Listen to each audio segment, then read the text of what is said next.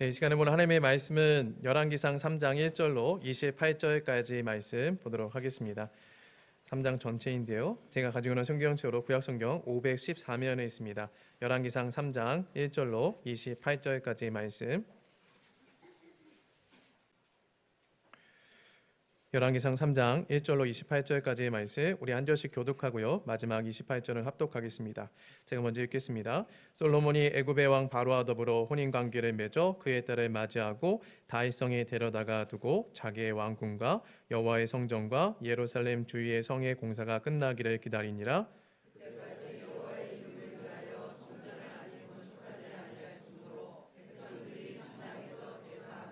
솔로몬이 여호와를 사랑하고 그의 아버지 다윗의 법도를 행하였으나 산당에서 제사하며 분향하더라.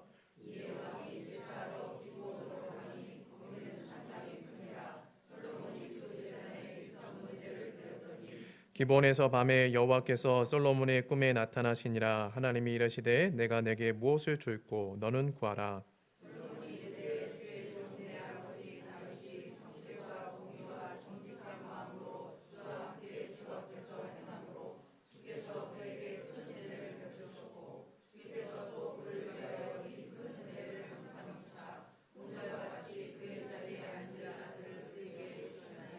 나의 하나님 여호와여, 주께서 종으로 종의 아버지 다윗을 대신하여 왕이 되게 하셨사오나 종은 작은 아이라 출입할 줄을 알지 못하고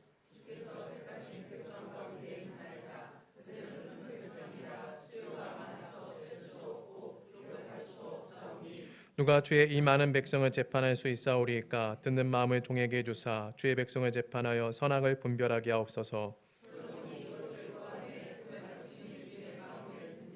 이에 하나님이 그에게 이르시되 내가 이것을 구하도다. 자기를 위하여 장수하기를 구하지 아니하며 부도 구하지 아니하며 자기 원수의 생명을 구하기도 구하지 아니하고 오직 송사를 듣고 분별하는 지혜를 구하였으니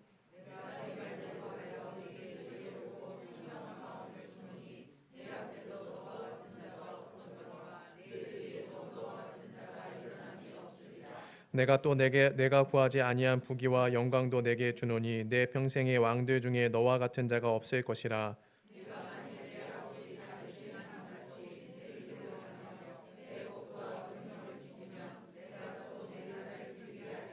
솔로몬이 깨어보니 꿈이더라. 이에 예루살렘에 이르러 여호와의 언약궤 앞에 서서 번제와 감사의 제물을 드리고 모든 신하들을 위하여 잔치하였더라.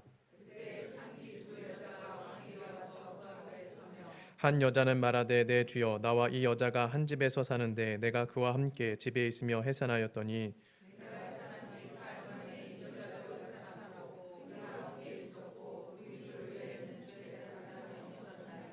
그런데 밤에 저 여자가 그의 아들 위에 누움으로 그의 아들이 죽으니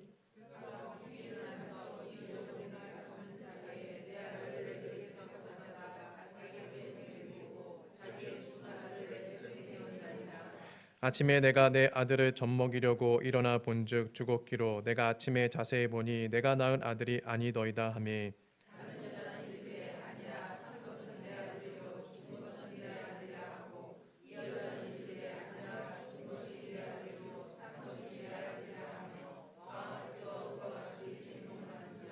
왕이 이르되 이 여자는 말하기를 산 것은 내 아들이요 죽은 것은 내 아들이라 하고 저 여자는 말하기를 아니라 죽은 것이 내 아들이요 산 것이 내 아들이라 하는도다 하고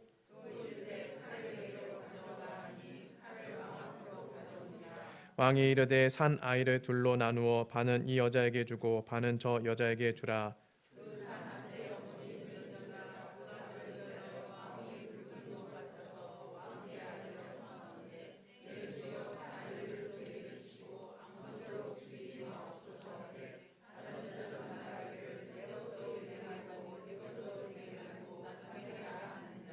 왕이 대답하여 이르되 산 아이를 저 여자에게 주고 결코 죽이지 말라. 저가 그의 어머니이니라 하매 온 이스라엘이 왕이 심리하여 판결함을 듣고 왕을 두려워하였으니 이는 하나님의 지혜가 그의 속에 있어 판결함을 범이더라. 아멘.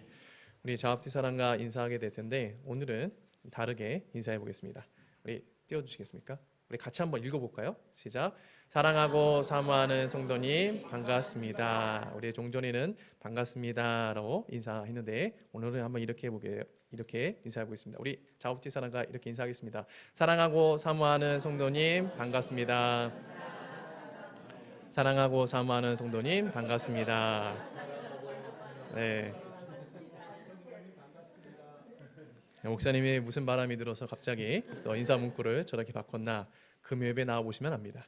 금요 기도회 때 제가 이유를 설명을 해드리는데 여러분 기도하는 일에 같이 힘써주기를 바랍니다.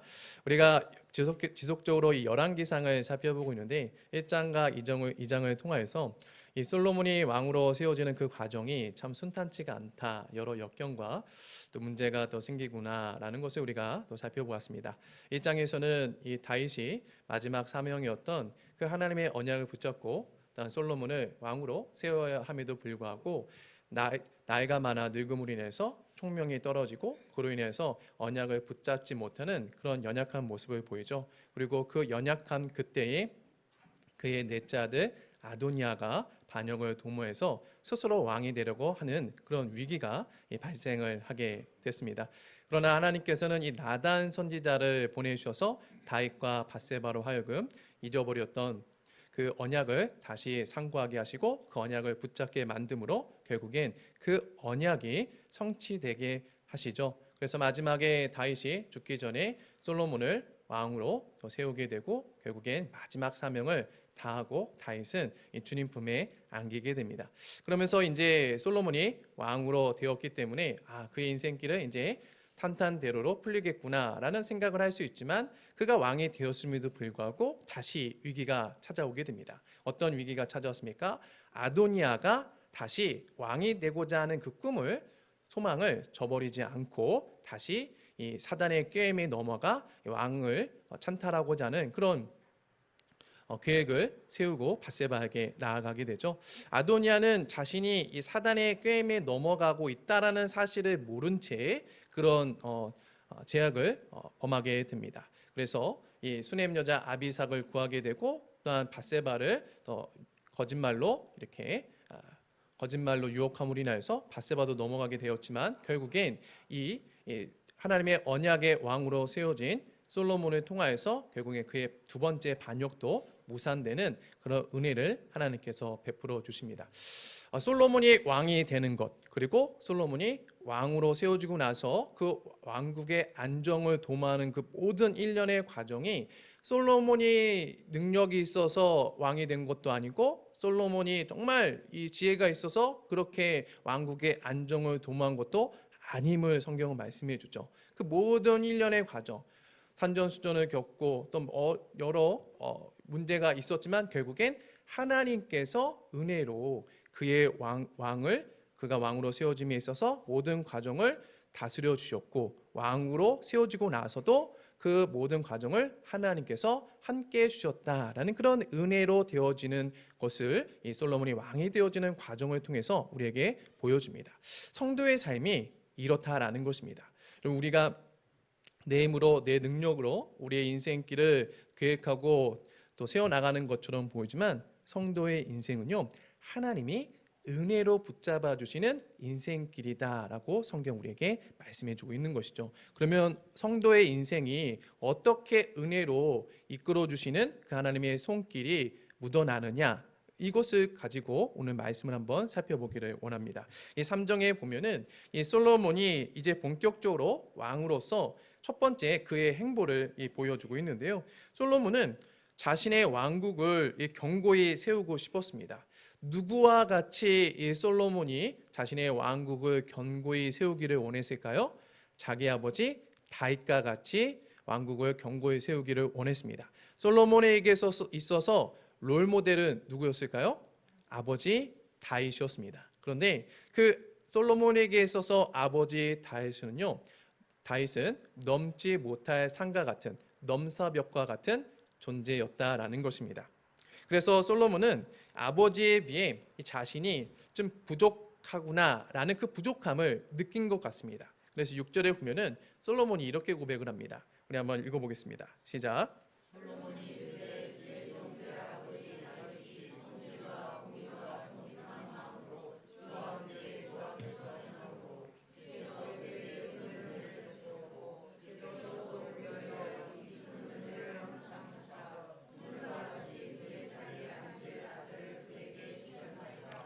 자, 솔로몬이 생각하는 아버지 다윗은 어떤 존재였습니까? 성실과 공의와 정직한 마음으로 완전한 존재였다라는 것을 지금 말해주고 있습니다.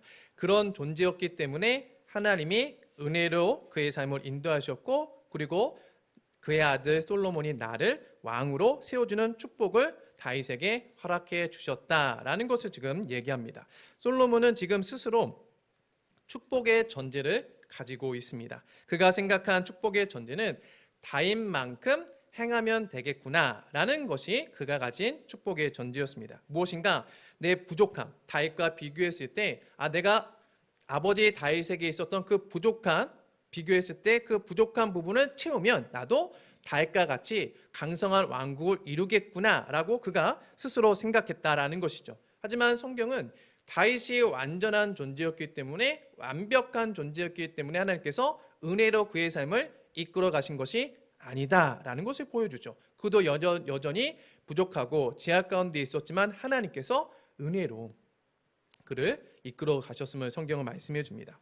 여러분, 우리가 이 부족함을 상대적으로 느끼면 다음으로 취하는 행동은 무엇일까요? 그 부족함을 어떻게 하면 채울까라는 그런 행동의 모습을 우리가 보이게 된다라는 것입니다. 솔로몬은 이 자신이 아버지 다윗과 비교해 보았을 때 왕으로서의 어떤 용맹과 힘이 부족하다는 어떤 그 생각에 이르게 되자, 그가 왕이 되고 나서 첫 번째로 한 행보, 첫 번째로 한 결정, 그것은 성전을 세우는 것이 아니었습니다. 그러면 그가 왕이 되고 나서 첫 번째로 한 행동이 무엇이었을까요? 오늘 본문 1절에 보면은 애굽의 왕 바로와 더불어 혼인관계를 맺는 결정을 그가 제일 먼저 했다라고 성경 우리에게 말씀해주고 있는 것입니다.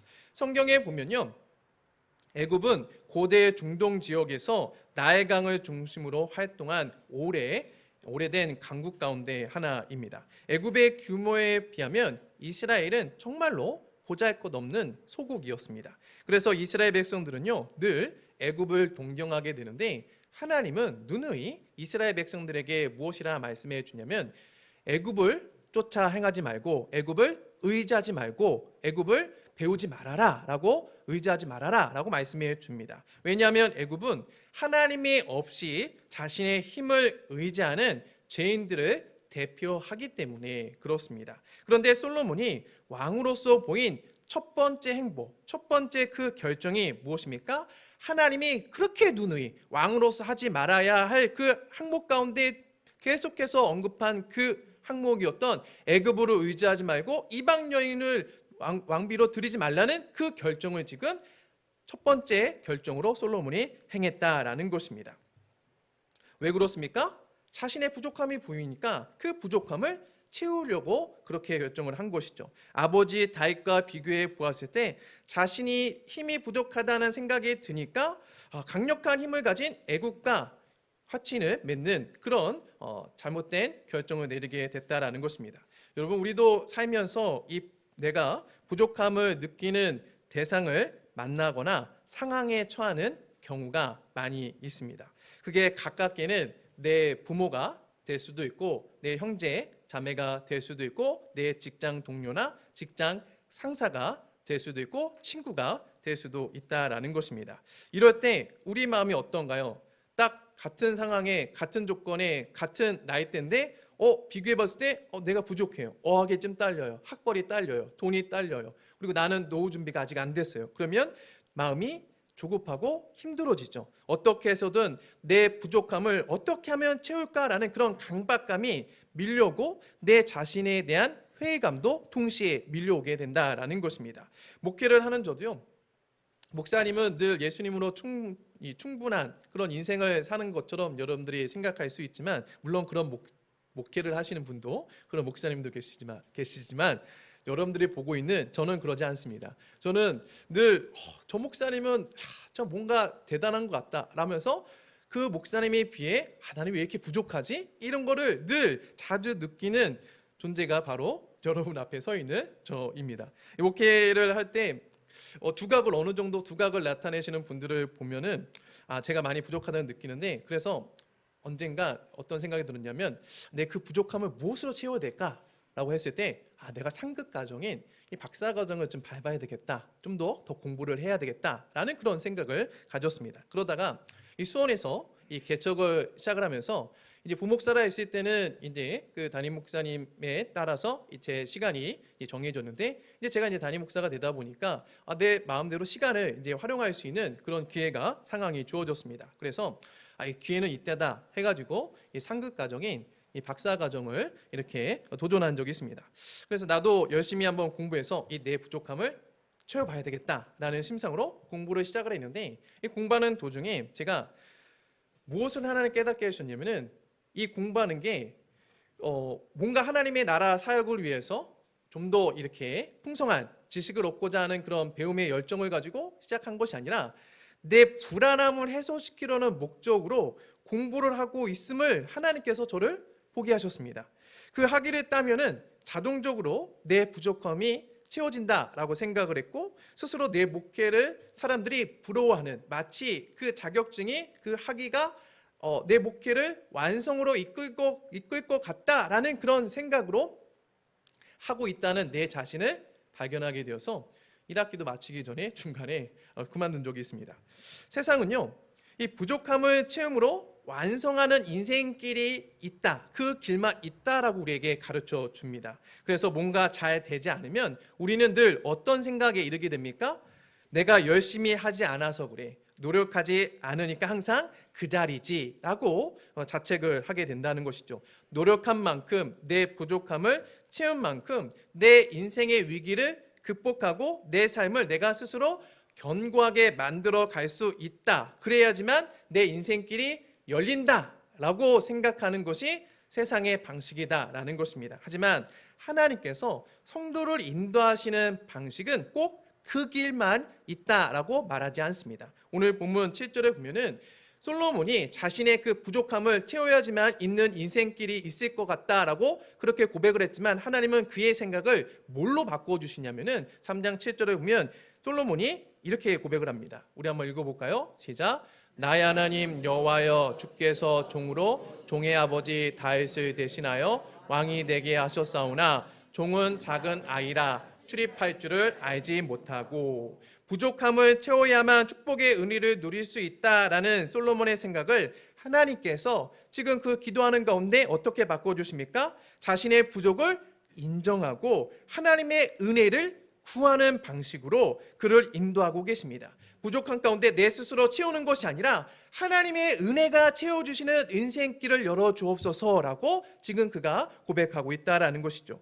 하나님이 우리를 복의 길로 인도하시는 방식이 이와 같습니다. 하나님은 우리로 하여금 부족함을 느끼게 하는 방향으로 인도하시는 경우가 있습니다. 솔로몬과 같이 다윗의 이 부분만 채우고 준비되면 될 것 같은 그 부족함 결핍을 경험하게 하시는 경우가 있다라는 것이죠. 그 부족함을 느끼는 그것을 통해 하나님은요, 우리로 하여금 은혜를 부어주시고 하나님의 은혜로 비로소 경험할 수 없는 것들을 경험케 하시는 길로 인도하시는 분이 바로 우리의 하나님이시다라고 성경은 말씀해 줍니다. 솔로몬이 부족했기 때문에 은혜를 구했고, 그랬기 때문에 그의 왕국이 견고해질 수 있었다라고 성경은 말씀해 주고 있는 것이죠. 자기의 능력으로 자기의 왕국을 견고해하는 방법만 있는 것이 아니라 너의 부족함을 인정하고 주님께 은혜를 구할 때 은혜로 견고해지는 인생길이 열릴 거야 라고 말씀해 주고 있다라는 것입니다. 여러분, 지금 우리의 모습을 한번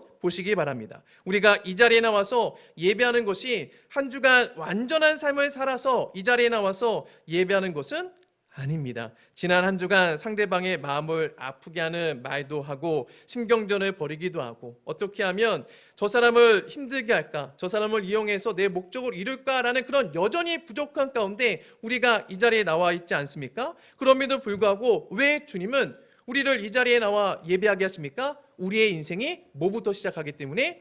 은혜부터 시작하기 때문에. 여전히 부족하지? 근데 그 부족함을 너가 채우는 게 아니라 은혜로 채워지는 그 은혜를 경험할 때 너의 인생길 가운데 복된 삶을 누리는 은혜로 누리게 될 거야 라는 것을 깨닫게 하기 위해서 우리를 예배의 자리로 인도하여 주셨다라는 것입니다. 우리의 인생의 부족함은요, 죄도 아니고 나의 잘못도 아닙니다. 오히려 그 부족함을 인정할 때 하나님의 은혜를 구하는 길이 열리는 것이죠. 성도의 인생은요, 내 힘으로 되어지는 인생을 사는 게 아니라 부족한 가운데 은혜로 주님께서 강제적으로 이끌어 가시는 그 되어지는 인생길을 살아가는 게 바로 성도의 삶인 것입니다. 그러므로 지금 나에게 부족함을 느끼게 만드는 것이 무엇이 있습니까? 부족함으로 걱정하거나 근심하지 마시기 바랍니다. 그 부족함을 통해 하나님의 살아계심을 경험하게 될 것이고 하나님의 은혜를 경험하게 될 것입니다. 그러므로 지금 나의 부족함이 오히려 하나님의 은혜를 경험하는 통로가 된다는 이 진리로 위로를 받으시고 소망을 붙잡는 저와 여러분이 되기를 바랍니다. 다음으로 살펴볼 것은 하나님이 이 성도의 삶을 은혜로 견고해지게 하기 위해서 간구하는 길로 이끄신다라는 것이죠. 우리 5절의 말씀인데요, 우리 여러분들이 한번 읽어보겠습니다. 시작.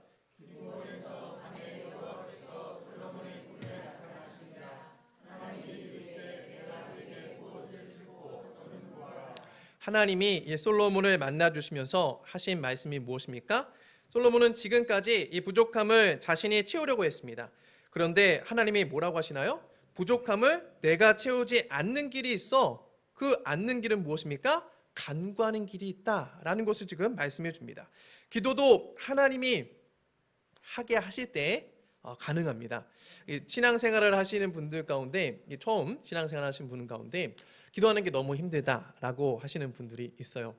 5분 이상을 하는 게 힘들다라고 고백하신 분들도 있는데, 내 자녀를 위해서, 내 가족을 위해서 기도하고 내 어떤 그 하고 싶어하는 일을 가지고 기도해도 5분이 넘어가지 않아요라고 이렇게 한탄하시는 분들도 있는데, 네, 충분히 그럴 수 있습니다. 그런데 하나님이 그 은혜를 부어주잖아요. 그러니까 내가 낮아짐으로 정말 이 솔로몬 같이 주님, 나는 아이라 출입할 줄 알지 못합니다. 나는 아무것도 할 수 없기 때문에 주님이 은혜를 주셨으면 좋겠습니다라고 그 겸손한 마음으로 주님께 나아가잖아요. 그러면 하나님께서 은혜로 기도문을 열어주시는 경우가 있습니다.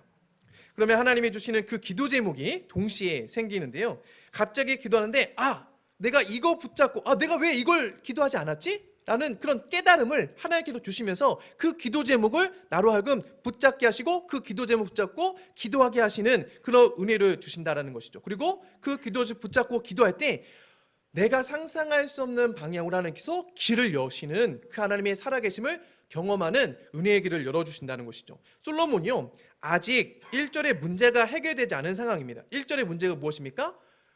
애굽의 바로왕의 딸과 결혼한 문제를 해결되지 않은 상황이에요. 즉 솔로몬은 하나님께서 기뻐하시는 기도 제목을 가질 수 있는, 그 기도 제목을 간구할 수 있는 존재가 아니었다라는 것을 1절을 시작하면서 우리에게 지금 보여주고 있는 거예요. 그런데 그가 종은 작은 아이라 라는 그런 낮아지는 마음, 그 하나님께서 낮아지는 은혜로 이끌어 주시자 그가 하나님께 무엇을 간구하기 시작합니까? 듣는 마음을 구합니다. 솔로몬은 다른 것 구하지 않았습니다. 하나 구했습니다. 주님, 나에게 듣는 마음을 주옵소서. 그가 왕으로서 이 앞으로 이 행정일을, 왕을, 이 나라를 통치해 나감에 있어서 가장 중요한 것이 무엇입니까? 듣는 마음이었습니다. 하나님이 뭐라고 나에게 말씀하시는지. 왜요? 이스라엘의 왕은 자기의 뜻대로 그 나라를 자기가 왕이 되어서 이끌어가는 것이 아니라 하나님이 원하시는 방향대로 나라를 이끌어가는 거기 때문에 이스라엘 왕이 가져야 할 최고의 그 은혜는 듣는 마음, 하나님의 음성을 듣는 마음이었던 것이죠. 그래서 9절과 10절에 보면은 솔로몬이 이렇게 구합니다. 우리 9절과 10절 말씀 한번 읽어보겠습니다. 시작. 누가 주의 이 많은 백성을 재판할 수 있사오리까? 듣는 마음을 종에게 주사 주의 백성을 재판하여 선악을 분별하게 하옵소서. 솔로몬이 이것을 구하매 그 말씀이 주의 마음에 든지라. 여러분, 솔로몬의 인생을 여는 한 가지 기도 제목이 바로 듣는 마음이었습니다. 우리가 처음에 기도할 때 향방 없는 이 주먹질을 하는 것 같이 이 기도했다가 저 기도했다가 주기도문도 했다가 사도신경도 외웠다가 또 찬양도 했다가 이렇게 왔다 갔다 하는 경우 있어요. 그러다가 이제 졸다가 이제 집에 가기도 하는데, 그러다가 이거 하나 붙잡고 기도하면 주님께서 열어주시겠구나 라는 그런 감동을 하나님께서 주시는 때가 있다라는 것입니다. 근데 그게 내가 인위적으로 만드는 게 아니에요. 제가 신학을 하고 나서 앞으로 나는 어떤 목회를 해야 될까라는 그런 생각을 했어요. 그리고 주변에서도 늘 물어봐요. 우리 젊은 그 학생들한테 늘 물어보죠. 넌 비전이 뭐냐? 여러분, 비전은 주님이 주셔야 되는 거예요.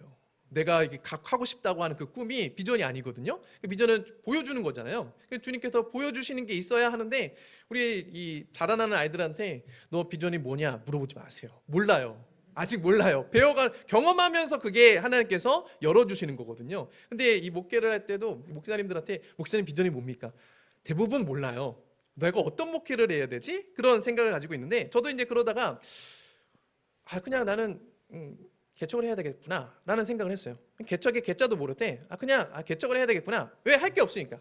내가 공부를 잘해서 뭐 유학을 가서 이 대학교 교수, 신학교 교수가 될 것도 아니고 어떤 특출난 어떤 달란트가 있어서 기관 사역을 할 것도 아니고 또 뭐 설교를 잘해가지고 어디 청빙 받아서 큰 교회에서 뭐 청빙 받아서 목회를 할 것도 아니고 생각해 보니까 다 이게 가능성이 없는 거예요. 그러니까 나는 그냥 개척을 해야 되겠네.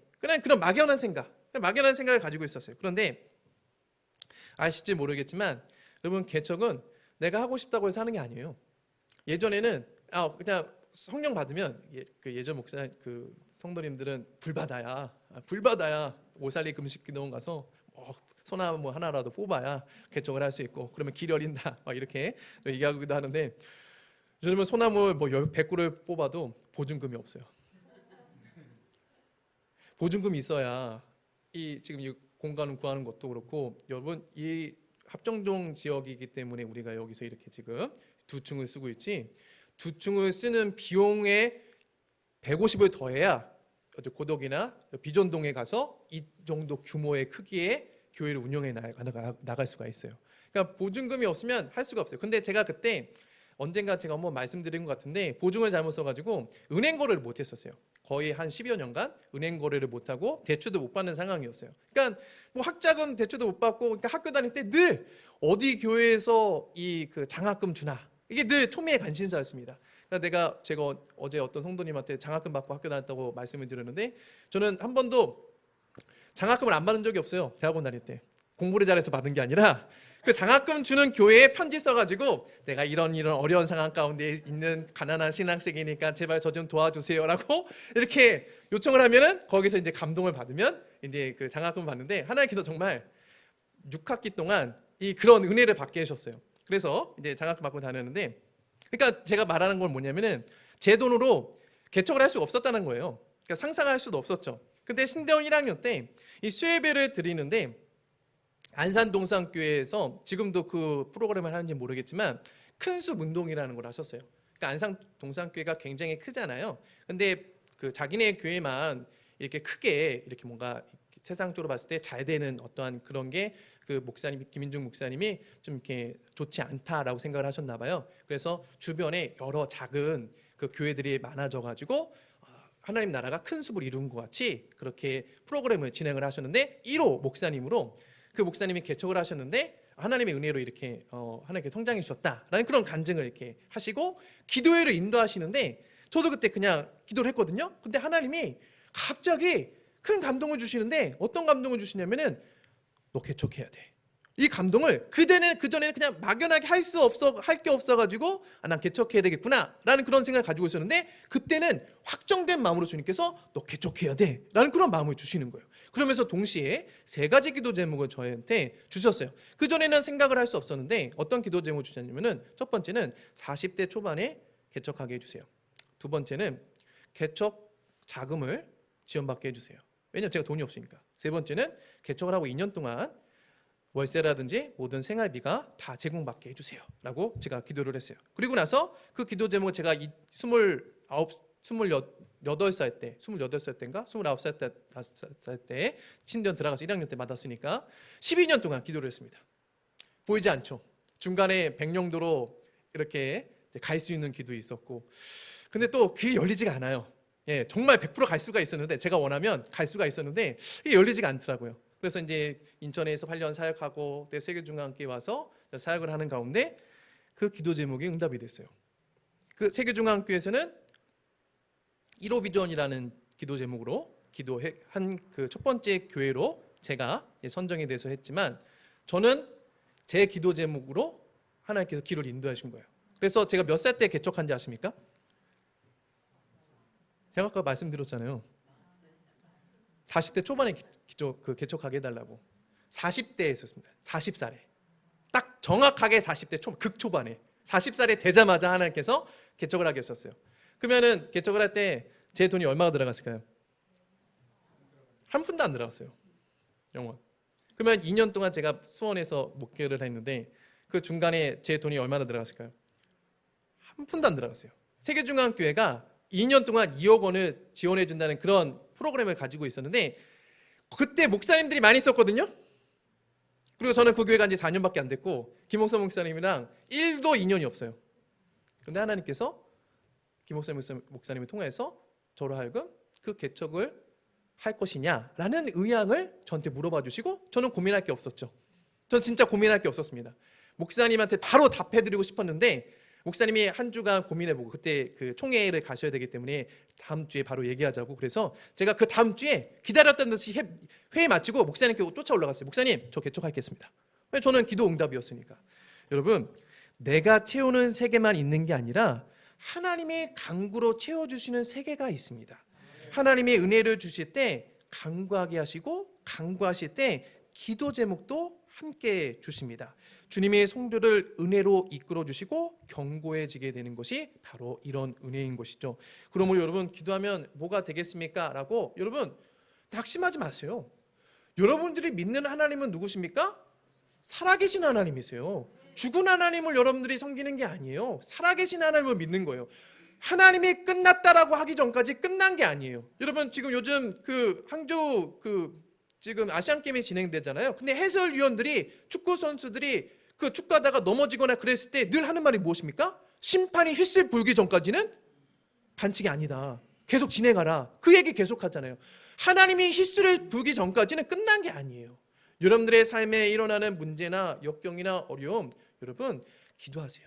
기도하면 하나님께서 그 기도하는 10년 가운데 은혜를 주시고 그 기도하는 10년 가운데 기도 제목을 주세요. 그러면 하나님께서 새로운 길을 열어주시는 은혜를 베풀어 주실 줄로 믿습니다. 다음으로 살펴보기 원하는 것은 간구의 은혜는요 영광으로 귀결이 된다라는 것입니다. 솔로몬이 꿈에서 이 듣는 마음을 구하였더니 하나님께서 그에게 이 지혜롭고 총명한 마음을 주시고 그가 구하지 아니한 부귀와 영광도 주시겠다라고 약속을 하시죠. 그리고 깨어보니 꿈이었고 솔로몬이 예루살렘에 가서 여호와의 언약궤 앞에 서서 번제와 감사 제물을 드려 하나님께 감사하며 모든 신하들과 함께 잔치를 벌였다라고 얘기합니다.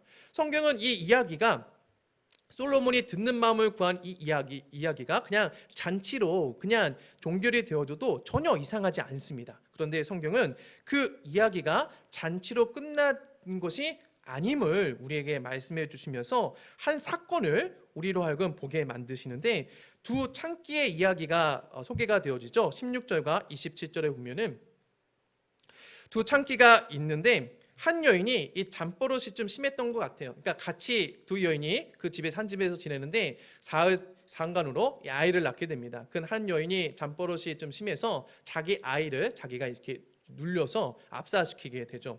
그런데 문제는 자기 아이를 압사시킨 어미가 살아있는 아이와 죽은 아이를 바꿔치기 하는 데서 시작이 벌어지기 시작합니다. 서로 살아있는 아기가 자기의 아이라고 주장하니까 솔로몬이 칼을 가지고 와서 그러면 그 아이 반으로 잘라서 두 어머니에게 그럼 나눠주라 라고 얘기를 하죠. 그러자 진짜 어머니가 뭐라고 얘기하냐, 그렇게 하지 마시고 그냥 저 여인에게 그 아이를 주십시오 라고 얘기하면서 진짜 어미가 누구인지를 밝혀지게 됩니다. 그런데 이 사건이 마무리가 되면서 솔로몬의 지혜와 위대함을 찬양하는 것으로 마무리가 되어지지 않고 28절은요 이 사건을 이 3장의 시작되어진 이 솔로몬의 듣는 마음의 이야기가 어떻게 귀결되는지 28절에 이렇게 말씀해 줍니다. 우리 한번 읽어볼까요? 시작.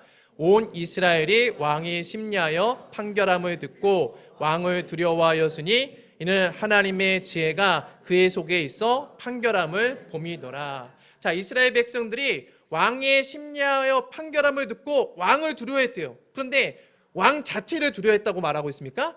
그렇지 않아요. 누구 때문에 왕을 두려워하게 되었습니까? 하나님의 지혜가 그의 속에 있어 판결함을 봤다라고 말합니다. 즉 하나님의 영광을 봤다라고 성경을 우리에게 가르쳐주고 있는 것이죠. 솔로몬을 통해 사람들이 하나님의 영광을 보게 되자 결국 하나님의 이 모든 은혜로 되어지는 과정이 인간들 사이의 잔치로 끝나지는 것이 아니라 하나님의 영광으로 너희들의 삶이 마무리될 것임을 우리에게 보여주고 있습니다. 하나님께서 이끄시는 인생길에는요, 은혜와 관련이 없는 해결, 하나님의 영광과 관련이 없는 길이 열려지가 않습니다. 하나님의 영광이 묻어나는 것으로 은혜는 귀결이 된다라는 것이죠. 그러므로 지금 내가 바라고 소원하는 것이 나의 기쁨만을 위한 것인지 아니면 하나님의 영광을 구하는 것인지를 점검해 보시기 바랍니다. 은혜의 귀결은요, 하나님의 영광이 묻어나야 하는 것입니다. 은혜의 종착점은 하나님이 드러나서 사람들로 하여금